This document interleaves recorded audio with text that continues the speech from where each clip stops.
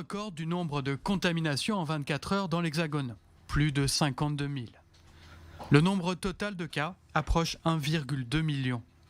La possibilité d'un reconfinement plane sur la France. Non, moi je vois pas le bout. Pendant les vacances, on nous a un peu fait croire que ça allait mieux, même si on n'est pas dupes, on savait que le virus était tout le temps là, mais il fallait faire repartir l'économie.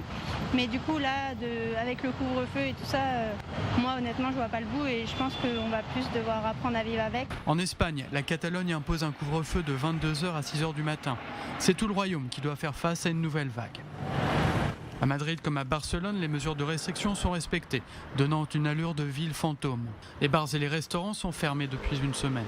C'est un peu surréaliste vraiment, parce que c'est une situation à laquelle nous ne sommes pas habitués.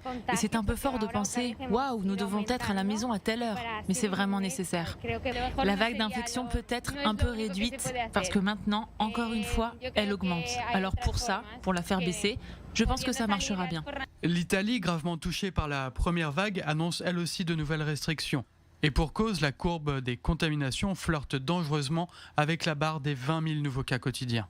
Mesure choc, la fermeture des 18h des cafés, bars et restaurants contre minuit auparavant. En outre, le nombre de personnes autour d'une même table est réduit à 4. Dans le même temps, la deuxième vague de la pandémie continue de progresser en Allemagne, pays qui avait jusqu'ici été plutôt épargné par rapport à ses voisins. Le nombre de nouveaux cas en 24 heures a encore dépassé le seuil des 10 000 cas. À Berlin, des manifestations anti-restriction ont eu lieu dimanche soir, rassemblant plus de 2000 personnes. Ce matin, les mesures semblent acceptées. Les contrevenants peuvent devoir s'acquitter de lourdes amendes.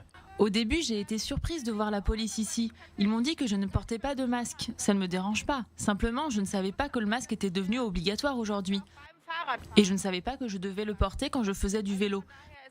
Au niveau global, l'Organisation mondiale de la santé a annoncé dimanche avoir enregistré un nouveau record de contamination par le coronavirus, et ce, pour la 3e journée consécutive.